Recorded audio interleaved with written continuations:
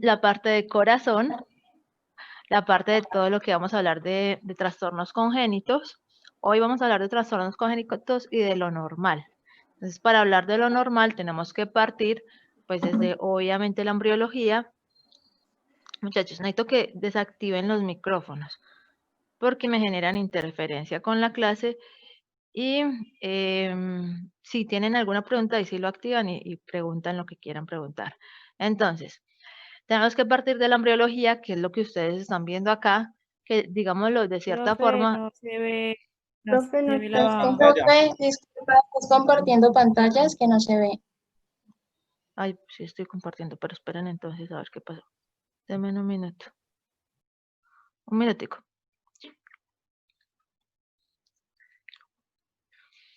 Un minutico, mirar qué fue lo que pasó.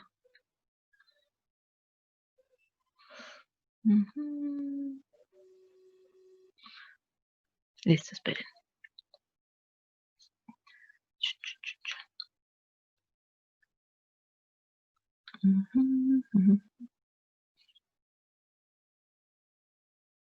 ¿Ahí se les aparece?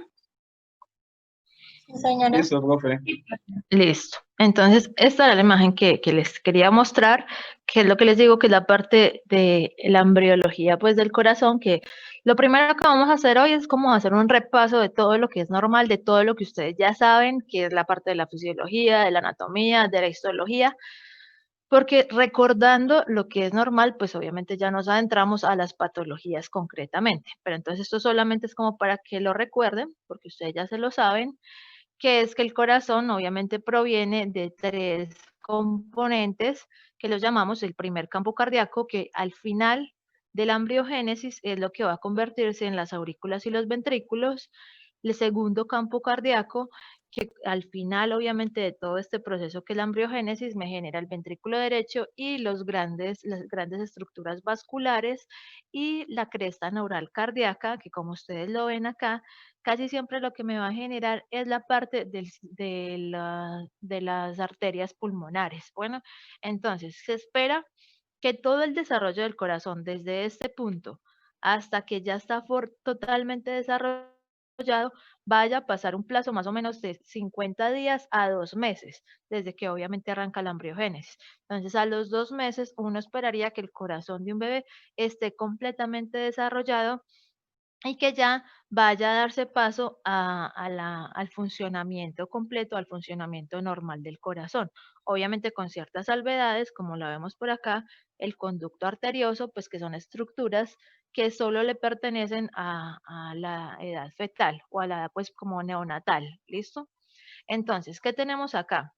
En esta imagen tenemos que las estructuras vasculares, que es importante que las recordemos, porque obviamente en la parte de malformaciones congénitas, pues la malformación congénita depende de eso, de que estas estructuras, que son las que tienen que dar origen al órgano completamente desarrollado, hayan sufrido algún problema en su desarrollo. Entonces tenemos acá lo que conocemos como los arcos aórticos, que son los que me van a dar origen a toda la estructura de los grandes vasos que obviamente salen del corazón. Entonces, como ustedes ven la correlación entre los colores, pues tenemos que específicamente del cuarto arco aórtico izquierdo se forma todo lo que conocemos como el callado de la aorta, que es lo que ustedes ven acá en morado. ¿Listo? Del sexto arco aórtico izquierdo se forma todo lo que viene a ser de la arteria pulmonar. ¿Listo?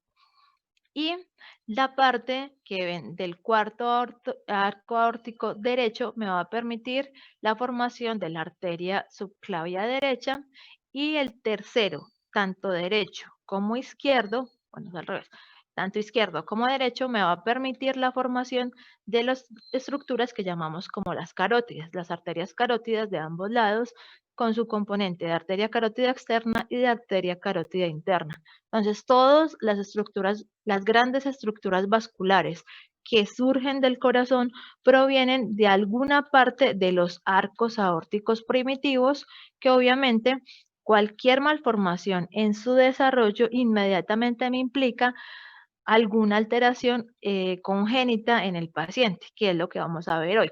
cuáles serían esas anomalías o alteraciones congénitas que se pueden derivar del mal desarrollo de nuestro corazón en la etapa embrionaria. Bueno, Una ahora, pregunta. oigo. ¿Qué dijiste que se formaba del arco aórtico izquierdo, del sexto? Míralo acá. Lo que normalmente se forma es la arteria pulmonar con sus respectivas ramas. ¿Listo? Entonces, esta imagen simplemente les está mostrando qué es lo normal y por lo tanto qué deberíamos considerar nosotros como anormal. Lo normal es que el corazón tiene un peso específico, que ahí lo están viendo. Se considera que en las mujeres es entre 250 y 320 gramos y en los hombres es entre 300 y 360 gramos. Ese es el peso promedio y normal que esperamos del corazón. Y saben que también el espesor de las paredes de los ventrículos pues debe tener como una característica o un parámetro de normalidad. Entonces, como sabemos, el izquierdo obviamente es mucho más grueso, tiene un espesor mucho más ancho y por lo tanto lo que considero como normal para el espesor del ventrículo izquierdo es entre 1,3 y 1,5 centímetros, que igual esos parámetros se lo dan a uno en los ecocardiogramas y se lo ayudan a uno en las autopsias. Y el ventrículo derecho, el espesor que uno está esperando es que sea de 0,3 o 0,5 centímetros. ¿Listo? Entonces, ¿qué considero que es cardiomegalia? Que sabemos que cardiomegalia obviamente es el aumento del corazón en un volumen que es mucho mayor al que esperábamos. Pero entonces, ¿en qué condiciones yo digo que un corazón está en cardiomegalia? Entonces, las dos consideraciones son, la primera es que haya una hipertrofia. Y como ya vimos en los estados de adaptación por allá atrás, eso implicaba que o el corazón se hace mucho más grande, aumenta su peso, porque está aumentando también su grosor. Es decir, estos parámetros que vimos acá del espesor de la pared se van a ver alterados porque las células van a intentar ser mucho más grandes y mucho más funcionales y por lo tanto ese espesor va a aumentar. Cuando nosotros o ustedes cuando manden exámenes de ecocardiogramas ven un parámetro, o sea, un espesor por encima de estos parámetros de normalidad, ustedes pueden asumir eso, que el paciente está generando un estado de hipertrofia del músculo cardíaco y por lo tanto lo que tiene es una cardiomegalia. Cuando la cardiomegalia no se debe a una hipertrofia, es decir, a que las células han aumentado de su tamaño, la otra razón para que se pueda presentar es esta que ven acá a la derecha, es que las cavidades cardíacas se hayan dilatado, listo, más allá de lo que es normal. No necesariamente que las células hayan crecido en tamaño, sino que la cavidad o el espacio, pues obviamente que tenemos acá y acá, haya generado como una dilatación y por lo tanto eso genera que el corazón funcione en un estado anómalo que lo llamaríamos cardiomegalia. Ya luego, más adelante, veremos cómo funciona la hipertrofia cardíaca y cómo funciona la dilatación cardíaca para dar como resultado final lo que conocemos como insuficiencia cardíaca. Bueno, pero entonces esos son los parámetros de normalidad y cualquiera de esas dos condiciones, o hipertrofia o dilatación, me puede generar una cardiomegalia. Esto obviamente ustedes se lo saben pues al derecho y al revés, pero simplemente toquémoslo porque cuando hoy veamos cómo se van alterando como las estructuras cuando hay una comunicación anormal entre una cavidad y otra o en la salida de alguna de las arterias o de las venas, así es que definimos pues las cardiopatías congénitas. Entonces, ¿qué es lo que tenemos acá? Lo que siempre hemos conocido, el corazón ya completamente formado, con sus 4 cavidades o con sus 4 cámaras, las 2 aurículas y los 2 ventrículos. Entonces sabemos que obviamente a la aurícula derecha le va a llegar la sangre que proviene de todo el cuerpo a través de la cava superior y cava inferior. ¿Listo? Sabemos, como está en azulito, que esta sangre que está ingresando es sangre desoxigenada y que tiene que atravesar o tiene que cruzar hasta el ventrículo derecho a través de la válvula tricúspide, que su funcionalidad es la que permite que no vaya a haber ni reflujos ni estados de estenosis.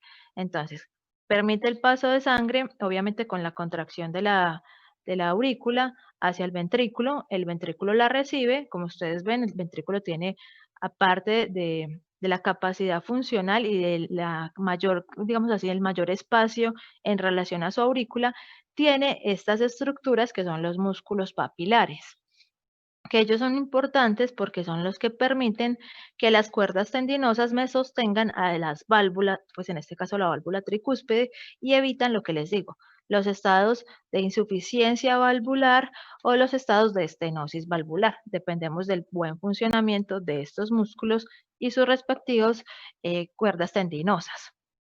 Ahora que tenemos, pues obviamente la salida de la sangre desde el ventrículo derecho a través de las arterias pulmonares, que como ya lo vimos en la clase pasada, son las únicas que van a llevar sangre desoxigenada, hacen su proceso en el pulmón y el objetivo es que regresen hacia la aurícula izquierda a través de las venas pulmonares, que las venas pulmonares, igual lo vimos, son las únicas que son capaces, siendo venas, de traer o de llevar sangre oxigenada. Igual, ellas a través de la válvula mitral permiten que la aurícula izquierda pase la sangre al ventrículo izquierdo y este nuevamente en el momento de la sístole va a permitir la salida por todo el tronco de la aorta hacia cada una de las partes del cuerpo que la necesitemos.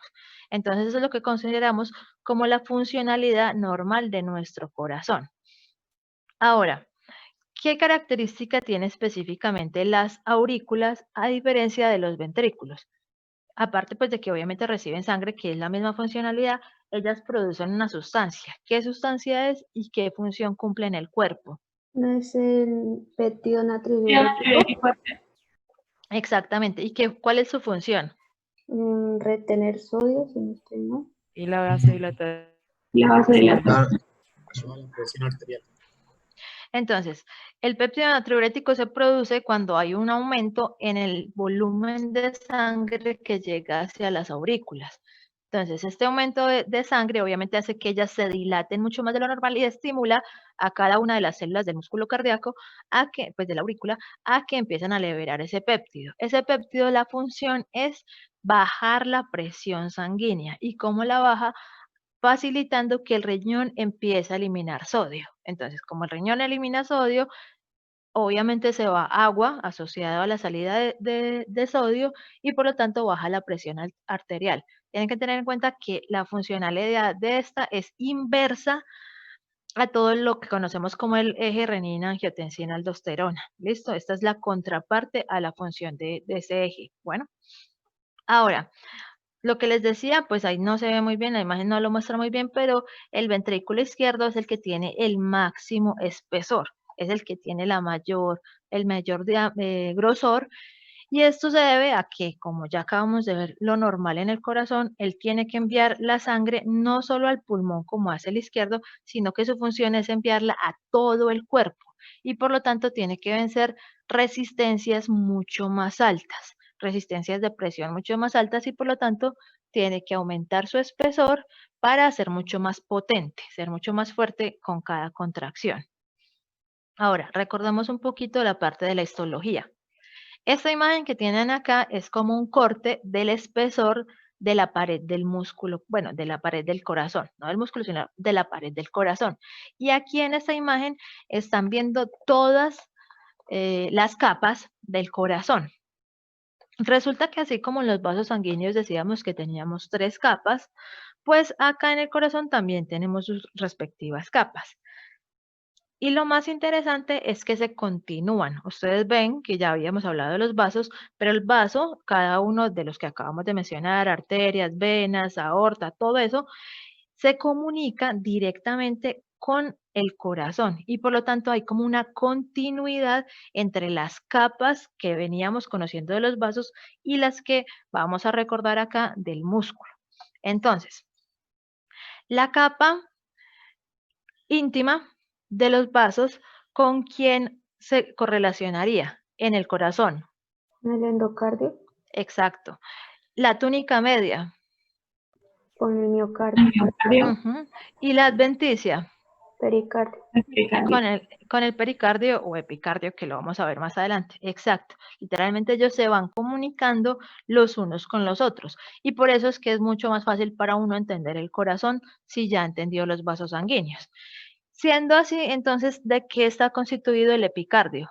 Digo, el endocardio. Endotelio. Células Ah. endoteliales. Las células escamosas simples del endotelio. Endotelio plano. Exactamente, esa es la respuesta. Si es la continuidad de la íntima, pues entonces tiene que estar revestido por endotelio, que es un epitelio escamoso simple, y tiene que tener un pedacito chiquito abajito, que es lo que llamamos el tejido conectivo subendotelial. Obviamente la íntima, pues si es el miocardio, es el mismo músculo que lo está atravesando, y la adventicia, que habíamos quedado que era como un tejido conectivo, un tejido como colágeno, pues viene a ser el mismo pericardio. Entonces tenemos exactamente los mismos componentes. Bueno, ahora, en esta imagen, pues que es un poco más a mayor potencia, lo que estamos viendo es lo mismo. Aquí, en esta esquinita de mano derecha, tienen el endocardio con el epitelio, pues obviamente plano, tienen el tejido conectivo subendotelial y tienen una cosita que es lo que separa en el corazón, lo que separa el endocardio del miocardio, que es a lo que le llamamos subendocardio. ¿Y cuál es la importancia del subendocardio? La formación de ateroma placa. Puede ser la formación de ateromas, pero miren esto que va por acá. La fibra de Purkinje. Las fibras de Purkinje, el tejido, pues obviamente que genera pues de cierta forma la inervación o el ritmo cardíaco de nuestro corazón va por ahí, ¿listo? Entonces esa es la gran importancia entre el tejido que separa el miocardio del endocardio, que es lo que llamamos subendocardio, y por ahí van las fibras de Purkinje y otras fibras que me generan el ritmo cardíaco del corazón. Bueno, entonces ahí tenemos, acá ya tendríamos el músculo, el miocardio, y por acá, ya llegando como a la periferia, deberíamos tener el pericardio. Bueno, entonces, esta imagen es muy interesante porque les muestra cómo funciona el corazón como músculo. Entonces, ustedes saben que el músculo cardíaco, ¿qué tipo de músculo es? Estriado. Estriado cardíaco. ¿Y qué implicación tiene que sea estriado cardíaco? Tiene unas implicaciones, si no me equivoco, eléctricas, en el cual tiene como una conducción eléctrica diferente al tejido normal estriado. Listo, entonces, el músculo cardíaco, ustedes saben que existen 3 tipos de músculos en nuestro cuerpo. Está el músculo liso, que ¿dónde lo encontramos? En los vasos, en las huecas y en los vasos. Exacto. Exactamente. Es el que encontramos casi siempre en las vísceras y obviamente en los vasos sanguíneos. Tenemos el músculo esquelético estriado, que es el que encontramos pues en los músculos periféricos que tenemos, literalmente en las extremidades y en lo que conocemos como el músculo pues de las extremidades, llamémoslo así. Y tenemos el otro, que es el del corazón, que es un músculo estriado, pero es involuntario. Es decir, literalmente es como la mezcla de los otros dos. Él es tan particular que agarra ciertas características del que está en la periferia, pero también del que recubre nuestras vísceras. Entonces, ¿qué características comparte? Es esquelético, es estriado, porque como ustedes lo ven ahí, ay Dios mío, si ven estas imágenes, ahí se ven como unas rayitas blancas. Esas son las estriaciones que presenta. Y las estriaciones implican que tienen de cierta forma la misma, digamos, que tienen la misma forma de contraerse que el músculo esquelético. Y entonces, ¿qué implica que tengan esa misma forma de contraerse? Que generan contracciones que son extremadamente fuertes y que requieren muchísima energía. ¿Listo? Esa es la implicación de que sea un músculo estriado. Pero comparte por el lado del músculo liso o visceral, que es involuntario. Entonces, aunque se contrae como el esquelético, es involuntario como el liso. Esa es su condición. Tiene algo de uno y algo del otro. Y eso es lo que hace que nuestro corazón lata con tanta fuerza, que requiera tanta energía para funcionar, pero que no dependa de nuestra voluntad. Como ustedes lo ven ahí, se considera que tiene una disposición especial cada una de las fibras musculares. Entonces, el núcleo casi siempre va a estar en el centro y él, cuando está llegando como, digamos, al extremo de la célula, hace como unas ramificaciones. Ustedes lo ven que esto parece como, si uno lo mira así rápidamente, parece como si fuera las ramas de un árbol. Hace como unas ramificaciones para conectarse inmediatamente con las células que están más allá, que están alrededor. Y esa conexión, que aquí se las están señalando con una flechita, es lo que llamamos los discos intercalares. ¿Y qué función tiene el disco intercalar? Pues aparte de conectar una célula con otra, en el corazón. Permitir el transporte, la conducción eléctrica. Exactamente.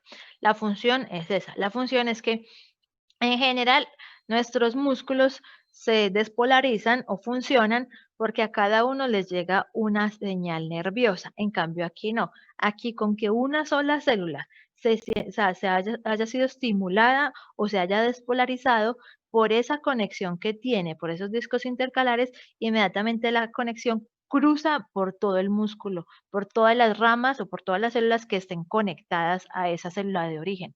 Entonces, esa es su función, tratar de que así sea una sola celulita por allá que se despolarizó, mandar el impulso a todo el resto de las células para que se contraiga el corazón en bloque y que no empiece a contraerse por allá una sí, otra no, y las otras ni saben. Todas se tienen que contraer en bloque y eso depende de eso, de los discos intercalares. Bueno, ahora, otra cosa que es muy importante del corazón y que es como en cierto sentido particular de él. Ustedes ven que lo que se ve como en zapotico es el músculo, es el miocardio. Y lo que se ve como un rosadito o como medio pálido son los capilares. Literalmente está como intercalado. Una célula muscular, un capilar. Una célula muscular, un capilar. Y así se van intercalando, se van intercalando. Si ustedes han visto el músculo esquelético, el de nuestras extremidades, él no tiene esa condición. No es que casi que por cada celulita tenga que tener yo un capilar. No. Este sí lo tiene que tener. ¿Por qué? Porque tiene que tener la capacidad de contraerse con extrema fuerza de manera permanente. El músculo que, por obvias razones, nunca puede dejar de contraerse. Entonces, ¿eso qué hace? Que tenga mucho más, o sea, literalmente que sea uno de los órganos con mayor irrigación de todo nuestro cuerpo, tratando de que estas células funcionen en extremo. La célula del miocardio tiene, mejor dicho, de todas las organelas que tiene la célula, ¿cuál es la que predomina en las células del músculo cardíaco? Mitocondria. Ujú. La mitocondria es la que produce el ATP. Por lo tanto, como es una célula que va a estar siempre, siempre funcionando, ella nunca puede dejar de funcionar porque literalmente nos infartamos y nos morimos. Entonces, está repleta de mitocondrias. Cuando uno la ve con microscopía electrónica, eso está llenísimo, llenísimo de mitocondrias. Entonces, esas son las características de este tipo de músculo que es importante tener en cuenta. Ahora miremos cómo se da esa conducción nerviosa, o sí, ese estímulo pues nervioso para que se despolarice la célula y me genere la contracción. Entonces, ustedes saben que el calcio es el que obviamente va a permitir que las células se despolaricen y generen pues esos estados de contracción. A diferencia del músculo esquelético, a ella le llega el calcio a través de lo que conocemos como los túbulos T. Entonces acá está el túbulo T, que cuando se generó como un impulso nervioso, inmediatamente a esta estructura se llena de calcio. Y el calcio, por lo que conocemos como la bomba de calcio lenta, permite pues su ingreso a la célula. Entonces, ese ingreso a la célula hace que el citoplasma de la célula cardíaca pues se llene de calcio y adicionalmente este que ven acá, que es el retículo sarcoplásmico, pues también se estimula y permite la salida de calcio. Resultado final de todo esto es que el citoplasma se llena de calcio. Y con el con el ingreso de de ese calcio al citoplasma, esto me estimula esta estructura que ustedes ven acá abajo, que en el corazón, ¿cómo se llama? Sarcómero. Es el sarcómero, y por lo tanto tenemos el filamento grueso, que es el de miosina, el de actina, y unas proteínas que ayudan en esa contracción, que es lo que conocemos como troponinas y tropomiosinas. Entonces, lo que hablábamos en algún momento, que no me acuerdo en qué momento fue, cuando el corazón deja de funcionar, estas sustancias, que lo veremos obviamente cuando hagamos infarto, se liberan de acá del interior de la célula, del interior del sarcómero, donde son normales y migran hacia la sangre. Y por eso es que sabemos que el paciente se está infartando. Pero entonces, como acá apenas estamos en contracción, entonces simplemente esta estructura del sarcómero, estimulado por esa entrada de calcio, es lo que permite que el corazón o que cada célula del corazón haga su fenómeno de contracción. Sí. Obviamente, ¿cómo? ¿Usted me puede repetir ahí lo que usted acaba de decir de cómo uno químicamente puede comprobar lo del infarto? O sea, ¿cuáles son los niveles que se suben? Los niveles los van a ver más adelante cuando veamos la parte de infarto, pero realmente las moléculas que se liberan son estas, tropomiosinas y troponinas. Estos que ven como una bolita acá, como habana, pongámosle que son como habanas, estas dos bolitas de acá, como si fuera un 8, estas dos son las que se liberan y que salen a la sangre. Ellas normalmente están ahí donde ustedes las ven, que es en el interior de la célula. Ahí están muy bien. Pero si se salen de la célula y llegan a la sangre, sí representan un problema porque están diciendo que esta célula se murió. Entonces lo que les digo, vamos a volverlas a tocar cuando en 8 días creo que es, que tenemos la parte de infarto de miocardio, que ahí es donde son funcionales. Digamos, para hacer un diagnóstico rápido o algo previo, pues un hemograma también nos comprobaría el infarto que la persona está teniendo por medio de esto, ¿no? Un hemograma, ¿por qué? Es porque se alteran los niveles de los niveles químicos y entonces el médico puede determinar que alguno de los niveles está alterado, no está normal. Entonces dice, bueno, el paciente puede, lo que estamos hablando, pues lo que usted me está diciendo de la troponina y la tropomiosina, entonces uno pues podría mirar eso por ahí, ¿no? O no sé qué prueba diagnóstica sea más efectiva, que me gustaría pues que usted me dijera, pues. Lo que le estoy diciendo, o sea, eso lo vamos a ver cuando veamos infarto. Un hemograma, ustedes me imagino que ya pasaron por bioquímica y saben que en un hemograma uno no reporta troponinas. Un hemograma sirve para ver las células que están en nuestra sangre, para ver cuántos leucocitos tenemos, cuántos glóbulos rojos, cuántas plaquetas. Cuando uno quiere saber alteraciones en las líneas de la sangre, de las células de la sangre, pide un hemograma. En este caso, usted literalmente tiene que pedir una prueba que es prueba de troponinas, que lo que hace es químicamente detectar si esa sustancia salió o no salió y está o no está presente en la sangre. Porque como simplemente es una molécula, es una sustancia, no es una célula, en ese caso, el hemograma, o sea, si usted le pide un hemograma a un paciente infartado, nunca va a llegar al diagnóstico porque las troponinas no se las reportan a uno en un hemograma, independiente de que el paciente esté o no esté infartado. Ahí lo que usted tiene que pedir es específicamente esa sustancia, que es una prueba química que muestra la troponina. Literalmente uno pide troponinas en sangre. Eso es lo que uno pide. ¿Listo? Entonces, así funciona una duda. ¿Sí? Lo que pasa es que pues normalmente en el músculo esquelético estriado, cuando por ejemplo se hace actividad física y se sobrepasa por ejemplo la demanda de energía, ¿sí? El músculo comienza a liberar ácido láctico y eso produce dolor. ¿En algún momento sucede algo parecido en el corazón? O sea, ¿habría liberación de ácido láctico o no sería posible? Sí, claro.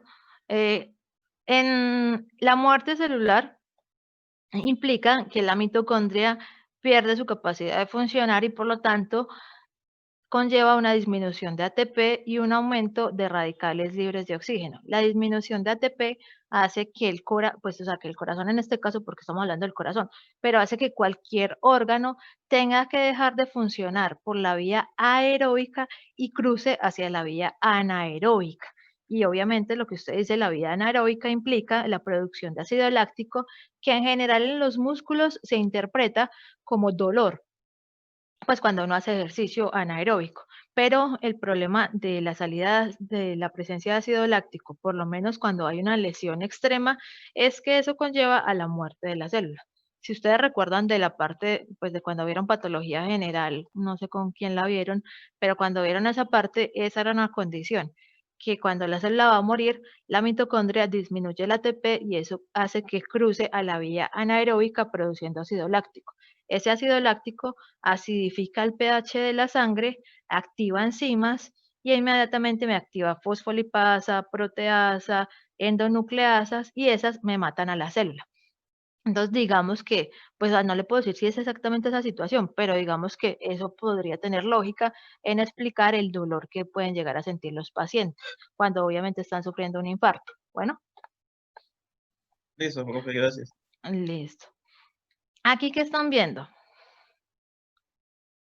Están viendo, digamos que es una imagen similar a una que ya vieron atrásito, que es las capas del corazón. Entonces tenemos lo mismo, endocardio, ya saben que es la continuidad de la íntima, miocardio, la continuidad de la media, y tenemos lo que llamamos como el pericardio y el epicardio. Entonces vamos a hablar un poquito de esta parte, de lo que consideraríamos en los vasos como la adventicia. Entonces, ¿cuál es la situación con el corazón? El corazón, a diferencia del vaso sanguíneo, en esa última túnica o en esa última como lámina, tiene varias capas. No es como el vaso que solamente tenía túnica adventicia y se acabó y hasta ahí llegamos. Resulta que acá tenemos que tener varias capas. ¿Y por qué tenemos que tener varias capas? ¿Qué condición tiene el corazón que no tiene el vaso sanguíneo? Literalmente como hacia el exterior.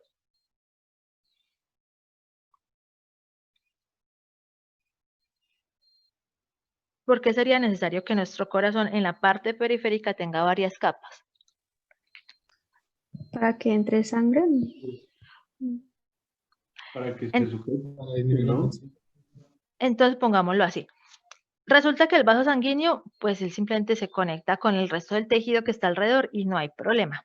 Pero al corazón no le pasa igual. El corazón tiene que generar movimientos, a veces está en contracción y a veces está en dilatación, en sístole y en diástole. Entonces él se contrae y se dilata, se contrae y se dilata. Y ese movimiento tiene que implicar que no haya fricción o que no haya un roce con los órganos que están alrededor, con los pulmones, con el mediastino, con el timo, con el esófago. Entonces, literalmente él va a quedar protegido para que pueda hacer esos movimientos sin que haya interferencia con los otros órganos. Por eso es que el corazón tiene esto que, esperen, les muestro dónde está, acá. Mírenlo acá abajo. La cavidad pericárdica. Tiene literalmente como un espacio ahí vacío, donde está el líquido pericárdico, que eso lo que hace es que independiente de que se contraiga o que se dilate, no haya roce o no haya fricción con los órganos de la periferia. Y para que esté ese espacio como virtual de cavidad pericárdica, pues necesitamos varias capas. Entonces, ¿cuáles vienen a ser esas capas? Volvemos, tenemos endocardio, miocardio, e inmediatamente ahí al lado del miocardio está lo que llamamos el epicardio. Bueno, entonces este epicardio es lo que llamamos como pericardio visceral. Imagínense como el pulmón. El corazón funciona igualito al pulmón. Y ustedes, yo sé que saben que en el pulmón uno tiene la pleura visceral y tiene la pleura parietal. Y tiene un espacio ahí que es el espacio pleural. Entonces, es lo mismo en el corazón. Literalmente, tengo una capa que está pegadita al corazón, tengo un espacio vacío, que es la cavidad pericárdica, y tengo otra capita. Entonces, así funciona este. La que está pegadita al miocardio se llama epicardio o pericardio visceral. Inmediatamente al lado tengo a quién, pues a la cavidad pericárdica, que lo que tiene ella normalmente es como un líquido, como si fuera agüita, podemos llamarlo así, que va a permitir el deslizamiento de una capa contra la otra. Afuerita tenemos esto, que es el pericardio parietal, que sería como la pleura parietal, y al final tenemos una cosa que le llamamos pericardio fibroso. Es decir, lo que todos decimos pericardio, resulta que son una cantidad de capas que está constituidas por ¿quién? Epicardio o pericardio visceral, el espacio pues como virtual o cavidad pericárdica, el pericardio parietal y el pericardio fibroso. Y entonces, ¿por qué es importante eso? Por un lado, obviamente, para evitar el roce, porque si esto no existiera, nuestro corazón no se podría mover, porque cada que se mueve, jala el resto de los órganos que están inmediatamente adyacentes a él, ¿listo? Entonces, jalaría el pulmón, jalaría por allá el esófago, le jalaría a uno todo. Entonces, se requiere esta condición. Esto que le llamamos cavidad pericárdica se supone que es un espacio virtual, así como la cavidad pleural es un espacio virtual. Virtual en el sentido de que ahí está, solamente tiene un pequeño como cantidad de líquidos, como si uno se rozara una mano con la otra con crema. Literalmente se mueve uno encima de la otra y no hay roce. Pero resulta que en ciertas enfermedades este espacio que era virtual se puede llenar de líquido. ¿Y ahí cómo se llama? Un taponamiento. Puede ser un hemopericardio, un derrame pericárdico o un taponamiento cardíaco. Ya el taponamiento cardíaco es cuando se llenó tanto de líquido que, que literalmente comprimió el corazón y ya el corazón no se puede contraer. A eso es que lo que llamamos taponamiento cardíaco. Un taponamiento cardíaco es cuando ese espacio virtual o cavidad pericárdica se llenó tanto de líquido que ya el corazón no bombea, ni se contrae ni se dilata. Literalmente lo cogió como a presión y quedó ahí el pobre sin poderse mover. Pero entonces ese espacio se puede llenar como hemopericardio, como derrame pericárdico, con las mismas cosas que se llena, por ejemplo, nuestra pleura. Bueno, entonces para que sepan esa parte. Otra cosa que es importante de estas estructuras, mírenla acá arriba. Acá arriba en la imagen histológica están viendo, acá lo que se ve como más moradito, como digámosle morado a esto, es el miocardio, es decir, es el músculo. Y por lo tanto, inmediatamente adyacente a ese músculo, ¿quién vendría a estar según estas estructuras?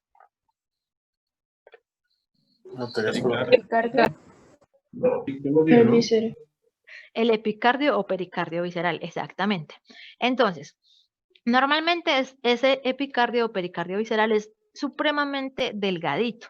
Así como lo veíamos en los vasos que era delgadito, aquí también es delgadito, excepto en una localización. Vean que esto aquí ya no se ve tan delgadito, yo esto lo veo muy grueso, y es porque está lleno de tejido adiposo, de grasa. Literalmente esto es pura grasa, las bolitas blanquitas que ven acá son pura grasa. Y miren esta estructura aquí tan bonita y tan importante que pasa por el epicardio o pericardio visceral. ¿Quién es? Una arteria coronaria. Las arterias coronarias se ubican ahí. Esa es su localización. La localización de las coronarias es a nivel del epicardio o pericardio visceral. ¿Listo? Y ya de ahí para hacia adentro, pues hacia el músculo y hacia la parte más interna, pues obviamente van a ir ramificando, se van a ir llenando unas ramitas más chiquitas. Entonces, ¿cómo se entiende la oxigenación del corazón? Si recuerdan y si les quedó claro de la parte de los vasos, es igual, funciona igual. ¿Quién me irrigaría o quién me llevaría nutrientes y oxígeno como a, digámoslo así, al tercio interno del corazón? Capilares. Es igual que en los vasos sanguíneos.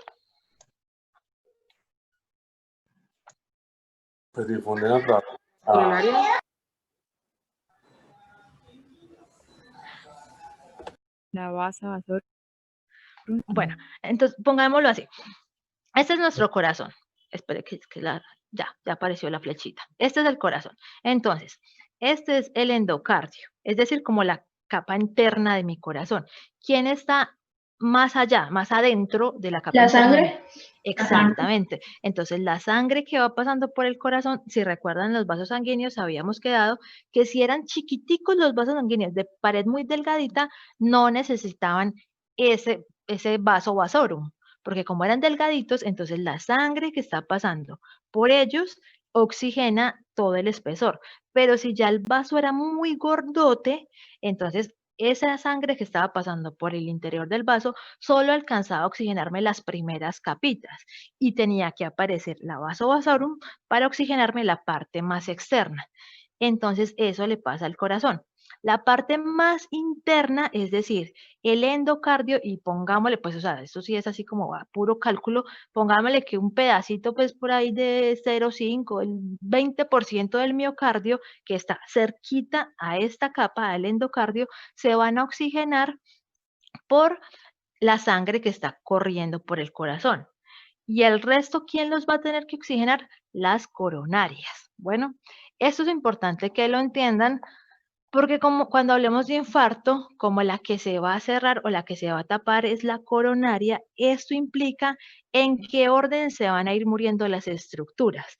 Y como veremos en ese momento, siempre arrancan de afuera, de la parte más externa de mi corazón, hacia la parte más interna, porque esa es la forma en que mis coronarias irrigan a mi corazón, desde el pericardio hacia adentro. Lo último que se me muere en un infarto es Endocardio. exactamente el endotelio, que es parte del endocardio. Exactamente. ¿Listo?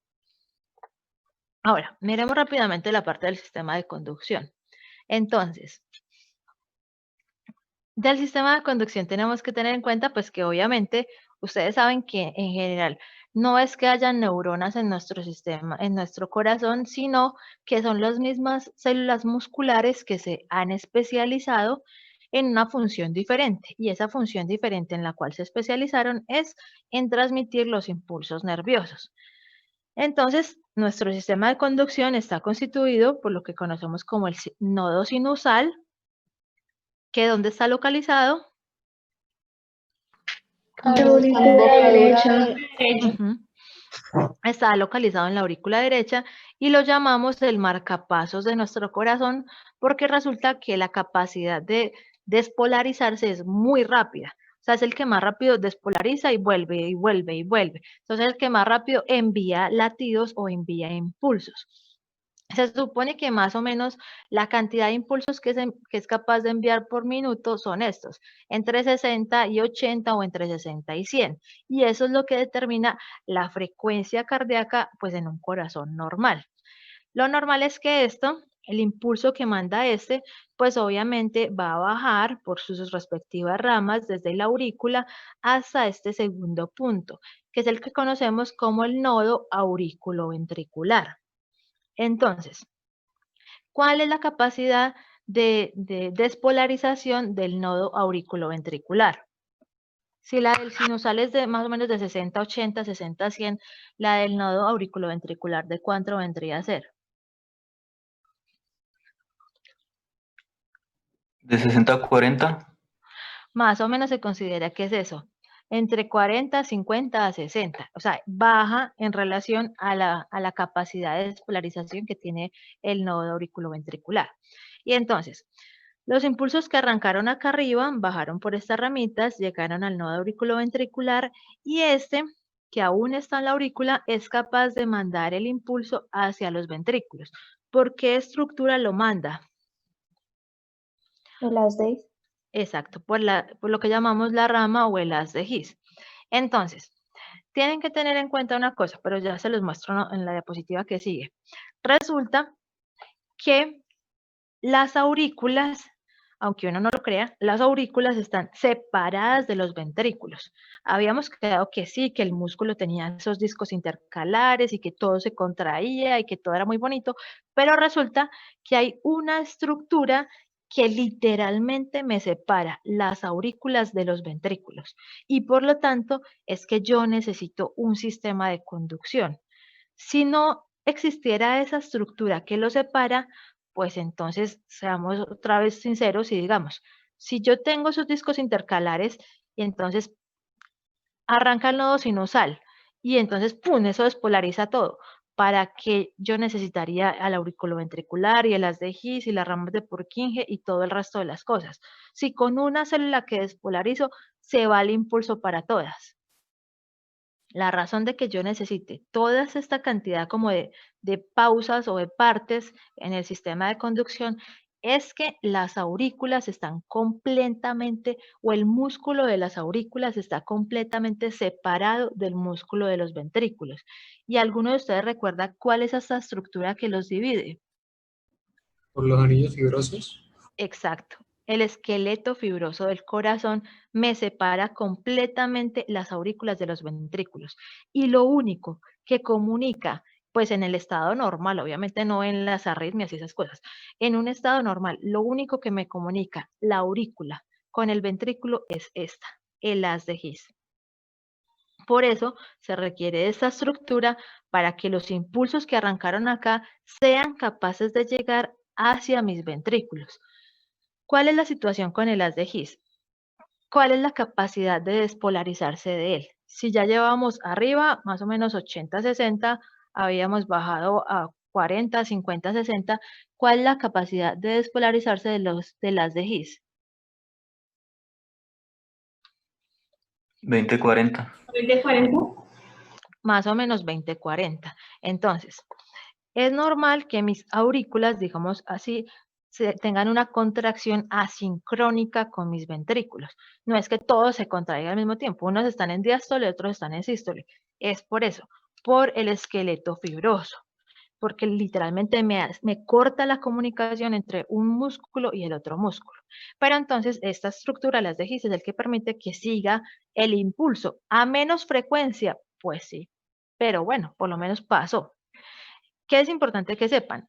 Cuando en la parte de las arritmias, esto es fundamental. Cuando uno le encuentra un ritmo cardíaco a un paciente, que me imagino que ustedes vieron eso en electrofisiología o en fisiología cardiovascular, el ritmo cardíaco que está llevando el paciente le determina a uno cuál de estas estructuras es la que está llevando como el comando, cuál es la que está actuando como marcapasos.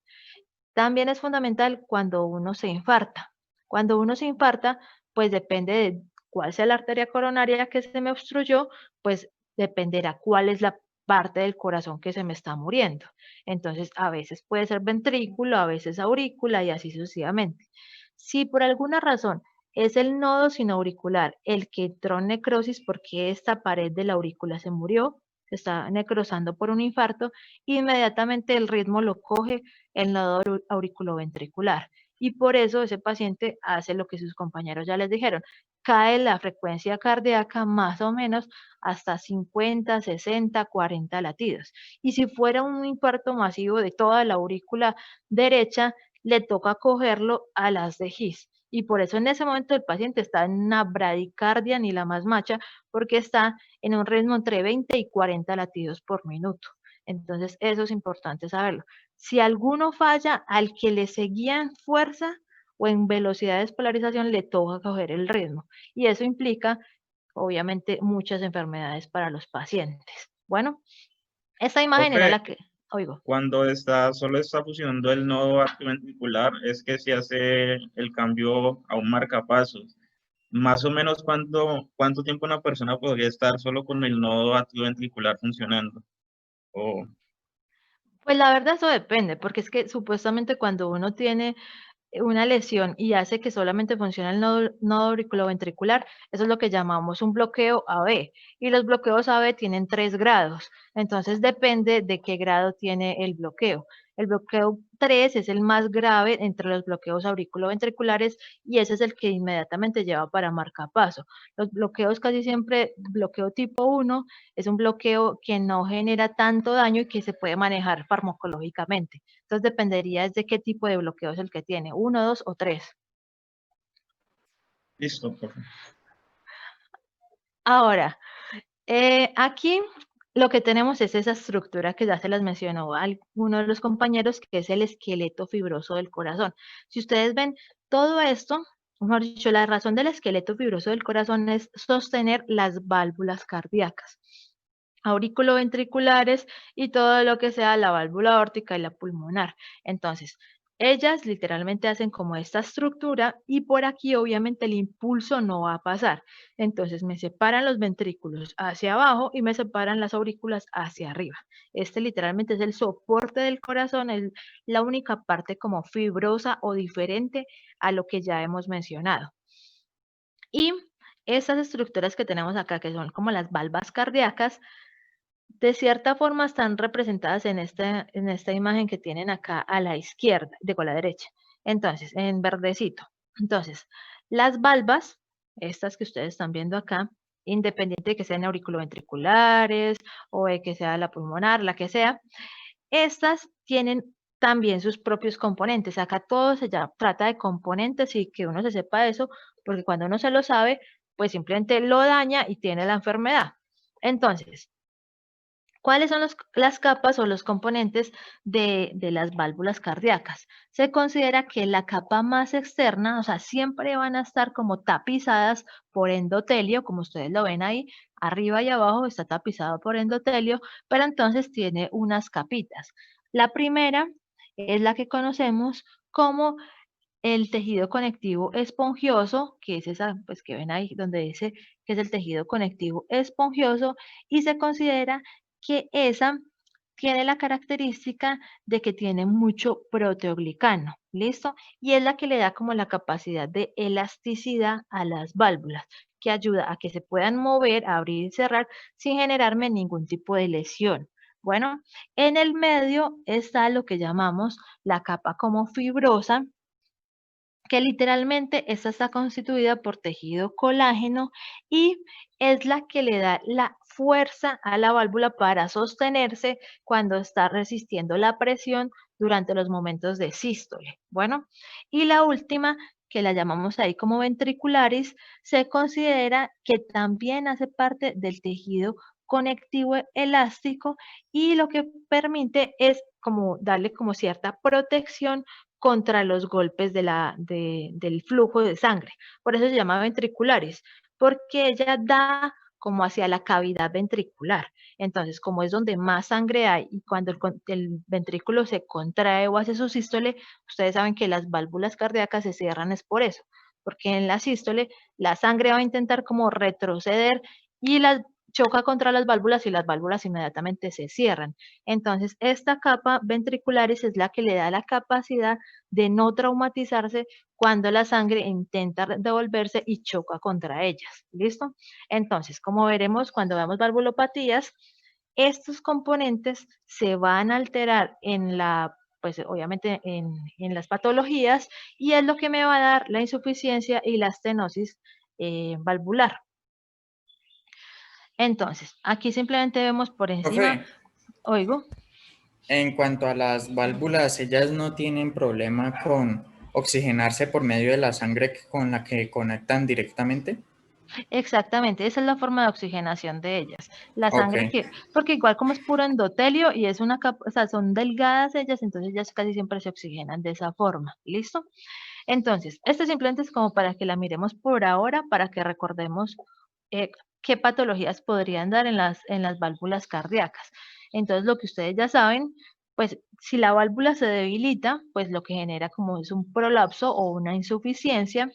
Cuando la válvula se calcifica o se endurece, es lo que llamamos una estenosis, o hay veces que alguna de sus capas genera un engrosamiento, pero eso lo veremos en cardiopatía reumática, que casi siempre es asociada a enfermedades infecciosas que generan como una reacción cruzada con los antígenos de la superficie de las válvulas. Simplemente para que vean que cualquier cosa que se dañe en el cuerpo, inmediatamente el resultado es una patología. Acá pues ya sabemos de la parte de las coronarias que tenemos, que obviamente tenemos la coronaria pues izquierda y la derecha y cada una de ellas va a dar sus respectivas ramas y que siempre van a estar acompañadas por una estructura venosa pues que va a generar obviamente el retorno de ese flujo sanguíneo. ¿Qué es lo más importante aquí? Pues que ellas salen inmediatamente de la aorta, o sea, la aorta literalmente arranca y las primeras ramas que dan son las coronarias. Y esto es fundamental porque obviamente necesitamos que el oxígeno llegue rápidamente hacia el corazón. Entonces, antes de que se ponga a pasear por todo el lado la aorta con sus ramas y dándole oxígeno a todo el cuerpo, la primera rama que me va a dar es para el corazón por ser el órgano que por excelencia necesito que funcione completamente. ¿Listo? Para entonces cuando entremos en infarto miraremos un poco más de la irrigación del corazón. Aquí simplemente, ya llegando como al final del repaso de lo normal, tenemos la parte del funcionamiento del ciclo cardíaco. Entonces ustedes saben que el ciclo cardíaco, como ya quedamos, genera una contracción como asincrónica entre las aurículas y los ventrículos del corazón. ¿Y qué es? Ese momento de sístole lo que me genera el cierre de cierto tipo de válvulas. Entonces, arrancamos acá, que es el momento en el cual las válvulas auriculoventriculares se van a cerrar. Entonces, ¿cuándo se me van a cerrar las válvulas auriculoventriculares? La sístole, cuando se inyecta la... Ujú. Cuando va a arrancar la sístole ventricular, lo que les decía, la sangre intenta como retroceder hacia la aurícula por ese aumento de presión en la cavidad ventricular, pero las valvas tienen la capacidad de inmediatamente devolverse y sellarse para que la sangre no empiece a retroceder, sino que quede aquí dentro de la cavidad ventricular y me vaya aumentando la presión en esta cavidad. Entonces, este cierre acá y el aumento obviamente de la presión que se está generando en el ventrículo es lo que permite que las válvulas semilunares, aorta y pulmonar, se puedan abrir y por lo tanto que empiece a cruzar el flujo de sangre. Entonces, del volumen sistólico que tiene mi corazón, que sería como el volumen de sangre que tiene el ventrículo durante la sístole, ¿cuánto se espera que sea lo que salga, lo que cruce en el momento de la sístole? Eso literalmente es como preguntarles cuál es la fracción de eyección. Como más o menos 70%. Entonces tienen que recordar esos datos. La fracción de eyección literalmente se considera que es cuánto es el porcentaje del volumen sistólico que sale desde nuestro ventrículo hacia la circulación. Y se considera que lo normal es el 70%. Un valor de ahí para abajo ya va representando un estado de insuficiencia del corazón para bombearme la sangre. Bueno, entonces, cuando ya ha salido ese 70%, pues ya tenemos que, y miren, apenas lo chiquita que es, digamos, de cierta forma la sístole ventricular. Por eso es que el corazón tiene que ser un músculo, más que todo el del ventrículo, tan fuerte para que en 0,3 segundos sea capaz de bombearme eso, la fracción de eyección. Y se considera que esa fracción de eyección en milímetros a cuánto correspondería.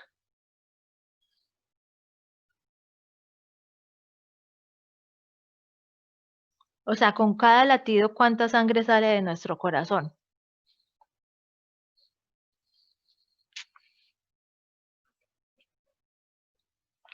Se considera que entre 60 y 80 mililitros van a salir de nuestro corazón, ¿listo? Con cada latido. Entonces, si uno multiplica esos 60 o 80 mililitros que salen normalmente de mi corazón con cada latido por la frecuencia cardíaca, por el número de veces que mi corazón late por minuto, eso es lo que me da el gasto cardíaco. Es decir, eso es lo que me determina cuánta sangre bombea mi corazón en un minuto. Bueno, entonces, volviendo acá al círculo, esta parte es la sístole, que es cortica, porque solo son 0,3 segundos, pero logra bombear el 70% de la sangre que entró al ventrículo. Ya de aquí para allá, obviamente, las válvulas semilunares vuelven a cerrarse y tengo que dar apertura. Y en ese momento tengo que dar paso, obviamente, al llenado ventricular, a que vuelva a entrarme la sangre del ventrículo. Entonces, se abren las válvulas auriculoventriculares y se da nuevamente el llenado de mi ventrículo. ¿Qué es lo más importante de esta imagen? Pues, o sea, una de las cosas más importantes, que miren la función de la aurícula. La función de la aurícula solamente ofrece, la contracción de la aurícula solamente ofrece el último pedacito de sangre que va a llegar o va a llenar a mi ventrículo, ¿listo? El resto depende de quién principalmente, de fuerzas que se considera que son pasivas, que dependen es del retorno venoso, de que tanta sangre y con que tanta fuerza está llegando desde las extremidades o desde la periferia hacia mi corazón, porque las aurículas solo le ofrecen este último pedacito al llenado de mis ventrículos. Entonces, este es el ciclo cardíaco normal que todos lo recuerdan. Bueno, esta imagen simplemente les va a recordar qué entidades o qué patologías podemos tener en los pacientes con patologías cardíacas, lo que siempre les he dicho, cualquier cosa que se dañe, pues inmediatamente me representa una enfermedad. Entonces, esta semana lo que vamos a ver es hasta dónde está como esa flecha azul, lo que es cardiopatía congénita, insuficiencia cardíaca, cardiopatía hipertensiva y cardiopatía valvular. Y eso es lo que les va a entrar en el quiz dentro de 8 días. Y ya la segunda parte, que es isquémico, arritmias, miocardiopatía, enfermedad pericárdica y tumores, lo veríamos en la próxima semana. Bueno, entonces vamos a empezar con las cardiopatías congénitas. Resulta que las cardiopatías congénitas, pues como yo les decía, dependen de que uno recuerde bien cuál es la anatomía del corazón y cómo se desarrolló embriológicamente mi corazón. Entonces, ¿qué tipo de alteraciones puedo tener yo pues congénitamente? Puedo tener uno, que son los defectos de tabicación, que se considera pues que obviamente tenemos el tabique interventricular e interauricular, y obviamente un defecto en cualquiera a este nivel me va a generar lo que llamamos las comunicaciones interauriculares e interventriculares. Bueno, otro son las obstrucciones como puntuales, que casi siempre son lesiones valvulares que los pacientes nacen con estenosis o con estados de insuficiencia, pero de características congénitas o que vienen con algún tipo de obstrucción cardíaca completa. ¿Listo? Y otro se considera que son las anomalías al flujo de salida de la sangre. ¿Cuándo se presenta esto? Ya sabemos que de los arcos aórticos primitivos se desarrolla cada uno de los vasos que salen de nuestro corazón. Entonces, cuando esos arcos aórticos no me dieron el desarrollo normal de las estructuras vasculares, a veces ellas se interponen o literalmente empiezan a salir del lugar donde no tenían que salir, que lo vamos a ver ahorita. ¿Listo?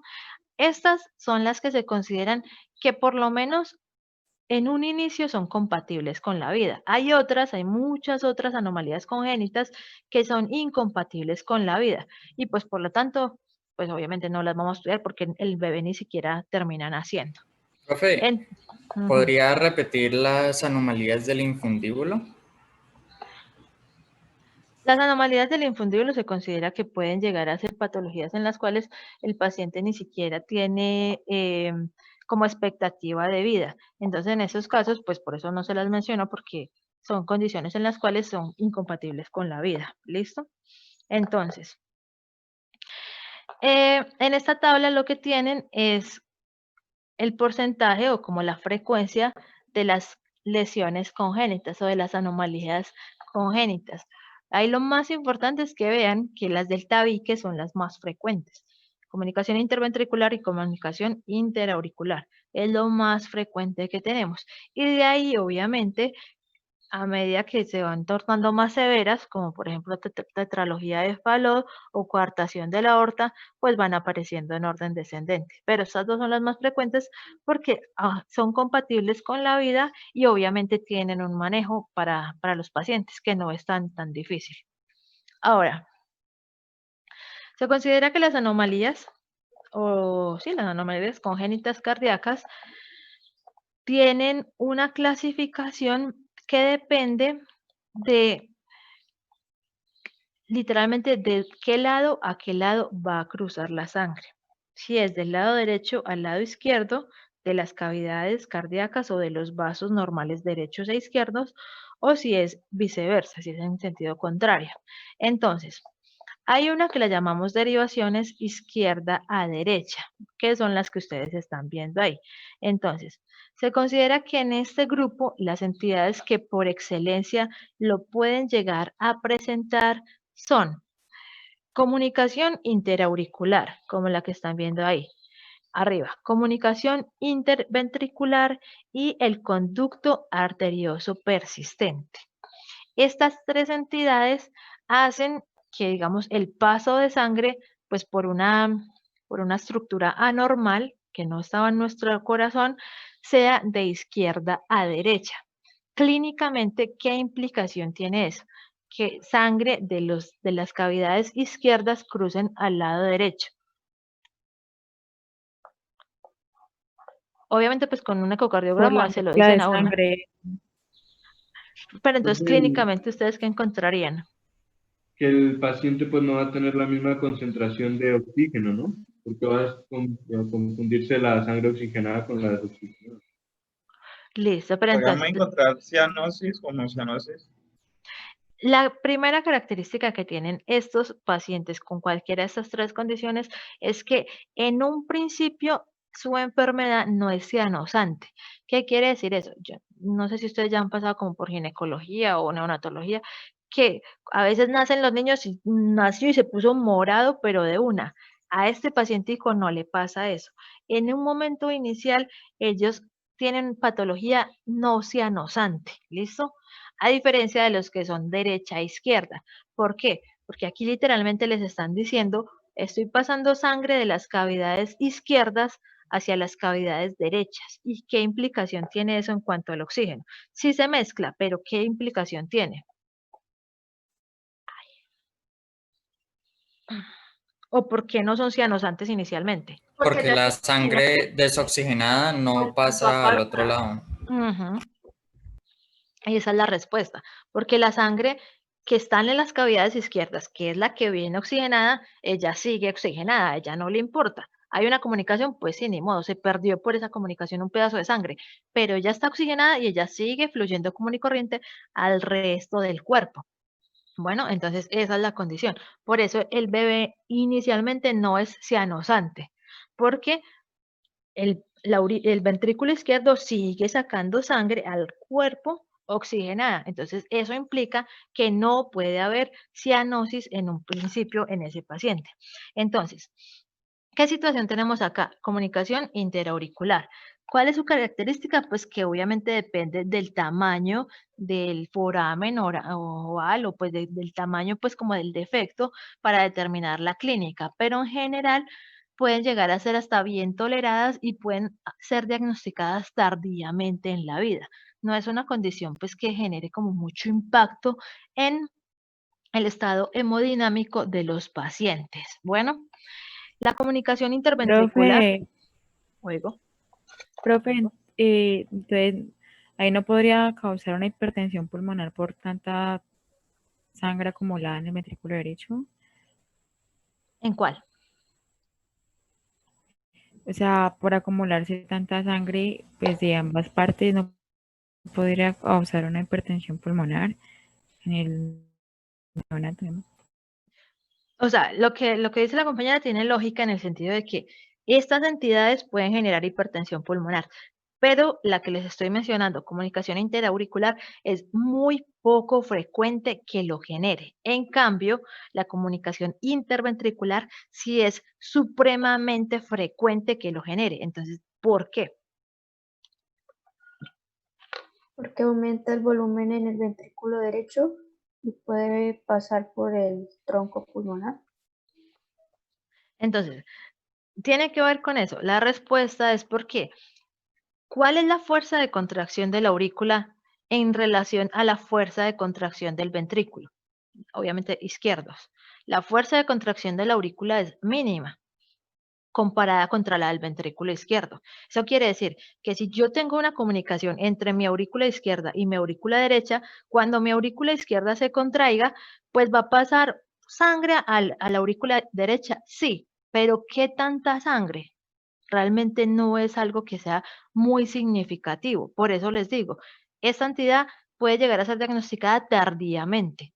Hasta por allá a los 30 años uno puede estar caminando campante y sin darse cuenta de que tiene una comunicación interauricular, porque el porcentaje de sangre, o sea, obviamente va a depender qué tanta sangre va a salir de una aurícula hacia la otra, depende de qué tan grande es el defecto, de qué tan grande es esa comunicación, pero también de la fuerza de contracción de esa estructura. La aurícula no tiene una capacidad de contracción muy fuerte y por lo tanto, aunque haya una comunicación, no me la cruza suficiente como para generar una alteración hemodinámica. Entonces, ahora sí vengan al ventrículo. Comunicación interventricular. ¿Cuál es la fuerza de contracción del ventrículo? Izquierdo.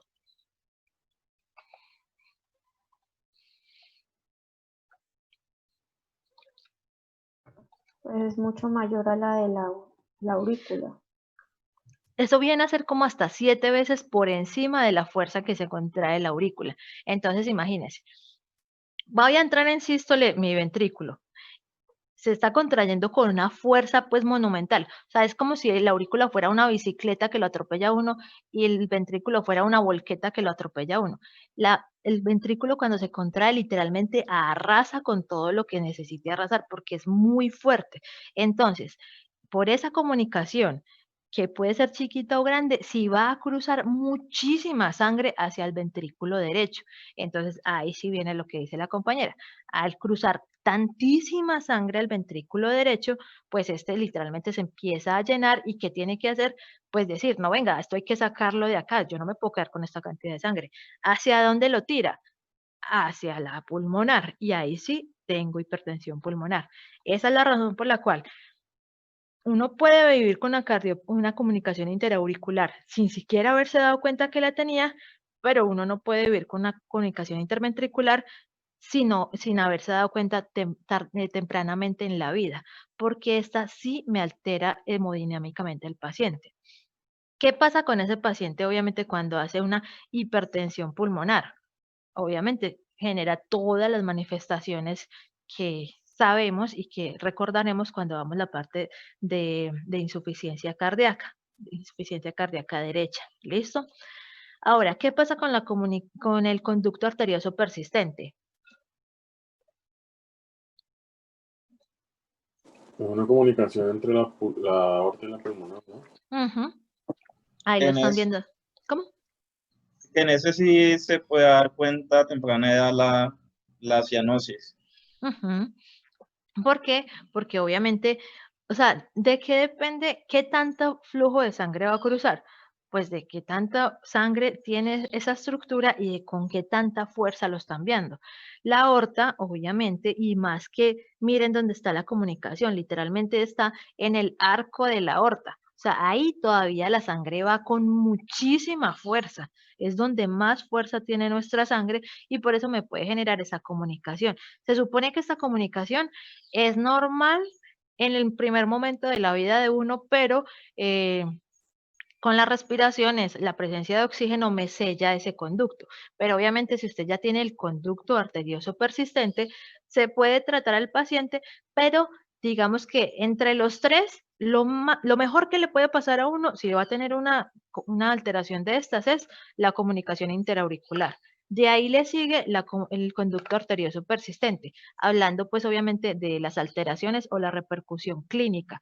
Y lo peor que le puede pasar a uno de estas tres es tener una comunicación interventricular. ¿Listo? Ellas van en ese orden dependiendo de la alteración hemodinámica que generen en el paciente. Bueno, ahora, veamos bueno, acá simplemente les están mostrando lo que les decía del foramen ovar permeable. Acá tenemos es una comunicación interauricular que lo normal es que uno en la vida embrionaria sí tenía como este foramen, pero obviamente cada vez que se va desarrollando el corazón se va sellando completamente el tabique y esto se fibrosa y pues deja de haber esa comunicación entre aurícula y aurícula. ¿Listo? Pero entonces pasemos a esta. Derivación derecha a izquierda. Entonces, ahora sí, dígame, ¿cuál es la marca de estas situaciones? Tenemos tetralogía de Fallot, la tetralogía de Fallot con comunicación interventricular y sin comunicación interventricular. ¿Cuál es la característica? Pues al contrario de la otra. Que son cianosantes. Exactamente, esa es la característica. Este paciente literalmente es el que, pues digámoslo así, no se había hecho controles prenatales y bueno, y uno estaba lo más de tranquilo y nació el bebé y ¡pum! Se puso morado de una y uno dice, Dios mío, pero ¿qué fue lo que pasó aquí? Son entidades en las cuales hay una comunicación de la sangre que va por mis cavidades derechas hacia mis cavidades izquierdas. Y ahí sí tenemos problema, porque entonces la sangre que estaba desoxigenada del lado derecho cruza al lado izquierdo. Y entonces ahí se me mezcla la sangre oxigenada y desoxigenada y corre obviamente por la aorta y se va para todo el cuerpo. Entonces ahí sí quedo yo con problemas porque el cuerpo en general, pues todo lo que es de aorta para ahí para abajo, todos esos vasos empiezan a llevarme sangre oxigenada y desoxigenada mezclada. Entonces, ese paciente, su característica es que es cianosante desde que nace y empieza a tener hipoxia. Él empieza a tener, obviamente, dificultad para respirar. Entonces, en la tetralogía de Fallot, que ustedes la están viendo ahí, es una tetralogía, entonces, ¿cuáles son esas 4 condiciones que tiene la tetralogía de Fallot? ¿Alguno la recuerda? Calentamiento de la aorta, estenosis de la pulmonar y creo que ductos arteriosos persistentes. Ay, no, comunicación interventricular, no. Entonces, ahí las están viendo.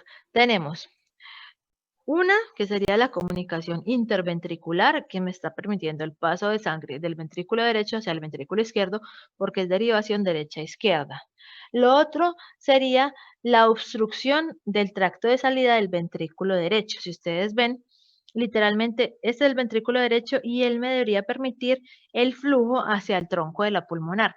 Pero aquí se presenta un estado de estenosis en esta localización y por lo tanto baja el flujo de sangre que es capaz de pasar del ventrículo derecho hacia el tronco de la pulmonar y termina aumentándome, digámoslo así, el flujo hacia el ventrículo izquierdo. Bueno, lo tercero es que la aorta sufre lo que llamamos como un cabalgamiento, que ustedes ven que la aorta no debería tener como esa localización que tiene en esa imagen, ¿listo? Y lo último es que tenemos una hipertrofia, pero en este caso es del ventrículo derecho. No es el ventrículo izquierdo el que está aumentando su fuerza de contracción, sino que es el ventrículo derecho, porque él tiene, por un lado, que superar la resistencia que está generando acá la estenosis del tronco de la pulmonar y por otro lado, superar la presión que tiene este ventrículo para bombear la sangre hacia él y que se haga pues el chum pues de derecha a izquierda. Entonces, esas son las características de la tetralogía de Fallot. ¿Cuál es la condición? Que dependo de que si tengo o no tengo como malformaciones adicionales. De eso depende si el paciente tiene o no tiene buen pronóstico. Bueno, entonces, acá en esta situación que tenemos acá abajo, es lo que tenemos como transposición de grandes vasos. ¿Por qué? Yo les había dicho que teníamos que recordar los arcos aórticos, porque de ahí es que salen los vasos. Si ustedes ven, vean el flujo que tiene este corazón. Aurícula derecha, ventrículo derecho, y miren para dónde sale la sangre. Sale para la aorta. Y miren por acá, aurícula izquierda, ventrículo izquierdo, y sale tronco de la pulmonar. Esto es una transposición de vasos y se da acá y aquí tenemos exactamente la misma. La única diferencia y lo que determina si este paciente sobrevive o no sobrevive, pues obviamente inicialmente es cuál es la otra condición asociada, qué otra malformación tiene ese paciente. Este paciente de acá tiene la transposición de grandes vasos con comunicación interventricular. ¿Qué implica eso? Que resulta que por acá entraba sangre desoxigenada, pasa sangre desoxigenada y se va a todo mi cuerpo sangre desoxigenada, lo cual es gravísimo. Pero digamos que como tiene una comunicación interventricular, algo por acá se logra mezclar y aunque sea poquito, algo de sangre oxigenada se fue por la aorta. Entonces como que le da un poquito más de chance de sobrevida para que uno haga algo, pues en caso de que realmente se pueda hacer o se pueda trasplantar el paciente o lo que sea que los médicos decidan hacerle. ¿Qué pasa cuando no hay la comunicación interventricular? Literalmente quedan como conductos cerrados, o sea, literalmente toda la sangre desoxigenada queda en un lado y toda la sangre oxigenada queda en el otro lado de mi corazón y de mi cuerpo. Esto cuando no hay comunicación interventricular, esto es incompatible con la vida, porque literalmente todo mi cuerpo estaría pasando sangre sin desoxigenada y de sangre desoxigenada y sangre desoxigenada sin que logre mezclarse con la sangre del pulmón. Aquí en este otro lado, que es lo rosadito que tendríamos, nuestro pulmón, que es toda la sangre oxigenada y literalmente solo es capaz de llegar al corazón y pasar al pulmón, llegar al corazón y pasar al pulmón, como un círculo cerrado. Entonces, la sangre oxigenada nunca la mezclaría con la desoxigenada y este paciente, el pronóstico es una cosa terrible, literalmente esto es incompatible con la vida. Bueno, entonces, ¿de qué depende la transposición de grandes vasos? Depende de qué otra alteración o qué otra malformación congénita tenga mi corazón para saber si me logra mezclar algo de sangre y me logra mejorar el pronóstico de ese paciente. Ahora, las lesiones obstructivas vendría a ser como el último grupo de malformaciones congénitas. Entonces, ¿quién tenemos en este grupo? Tenemos a la coartación de la aorta, como ustedes la están viendo ahí en ese dibujito. Entonces, ¿qué es lo que pasa en este tipo de situaciones? Literalmente se considera que la coartación es como un estrechamiento o como una especie como de estenosis. Entonces, ahí la están viendo, miren. Aquí viene el callado pues de la aorta y terminados como los primeros vasos que se originan pues de la aorta, inmediatamente ella se estrecha. Miren que acá se estenoso, disminuyó su luz y acá también disminuyó su luz. Esta es la lesión obstructiva que se considera como coartación de la aorta. Entonces, literalmente, ¿qué pasa ahí? Pues si el diámetro con el que viene la aorta normal de un momento a otro se estrecha, pues el flujo de sangre que llega hacia el resto del cuerpo va a caer inmediatamente en ese paciente. Y por lo tanto, pasa lo mismo que teníamos en la tetralogía, en la transposición de grandes vasos. ¿De qué depende el pronóstico del paciente? ¿De qué otra malformación le pongo literalmente? Uno pensaría, pero tenerle dos malformaciones, pero en este caso sí funciona. Entonces, llega la aorta y va a sacar toda la sangre oxigenada para el cuerpo, pero del diámetro que digamos es de un 100%, esta coartación lo dejó en un 20%. O sea, literalmente le va a llegar, de la volemia, le va a llegar un 20% al cuerpo, está en la olla. ¿Qué pasa si tiene esto, que es un conducto arterioso persistente?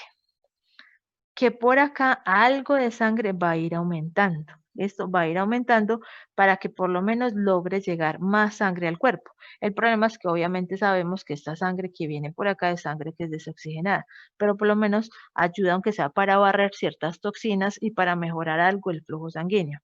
¿Qué pasa si esta comunicación no se da? Si es una coartación sin conducto arterioso persistente.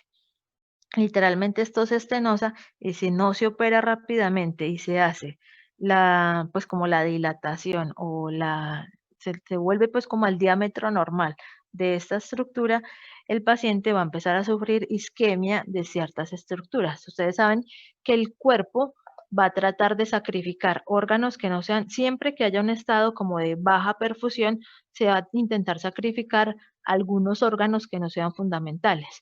Y si ustedes ven esta imagen, como se ve ahí de bonita, vean, de aquí para abajo se van a sacrificar y van a conservarse todos los que estaban acá. Ya habíamos quedado que aquí al principio, ¿quién salía? De la aorta. ¿Qué vaso salía al principio de la aorta? Coronarias. Exactamente, las coronarias. Entonces el corazón, él dice, no, qué pena con ustedes, pero yo aquí tengo mi oxígeno, ni modo. Y empieza a salir ¿hacia quién? Carótidas, toda la parte de la cabeza y cuello. ¿Y quiénes van a perder el año? De todo lo que sea aorta, casi siempre como aorta torácica y aorta abdominal. Entonces pierden riñones, hígado, extremidades. Entonces se sacrifican los órganos que están de aquí para abajo y se conserva el flujo sanguíneo de los que lograban tener digamos así, su salida o su desprendimiento de la aorta sin haberme generado esa lesión. ¿Listo? Sin haber tenido todavía la coartación. Bueno, entonces, ¿hasta ahí más o menos les queda claro esta parte? Sí, profe. Listo. Hoy vamos a quedar hasta acá, que es solamente las generalidades y la parte de lesiones congénitas cardíacas, malformaciones congénitas. Mañana vamos a ver todo lo que les dije, que era la parte de insuficiencia cardíaca y todo lo que es la parte de arritmias. Bueno, y ya dentro de 8 días entramos con la parte final de infartos y la parte de miocardiopatías y tumores cardíacos. Entonces, Recuerden que esto les va a entrar para el quiz dentro de 8 días, entonces ya se empieza como a mezclar mucha más información dentro de, con ustedes dentro de 15 días está como el parcial, ¿cierto? Terminamos corazón y pasan a parcial. Sí. Creo. Listo. Entonces ya saben que para el parcial, realmente no recuerdo los porcentajes porque es que son muchos grupos, pero creo que va como por el 20, va por el 20 o el 25, no estoy muy segura, ustedes tienen esa información, entonces para que repasen todo lo que hemos hablado. Todo lo que hemos hablado les va a entrar, oigo. ¿Usted tiene una fecha ya estimada para el examen? Sí, y ya todos la tienen. ¿Alguien la recuerda de pronto? O espérenles ahora. Sí, el viernes 10 y algo, ya confirmo. 18 de septiembre. 18. Gracias.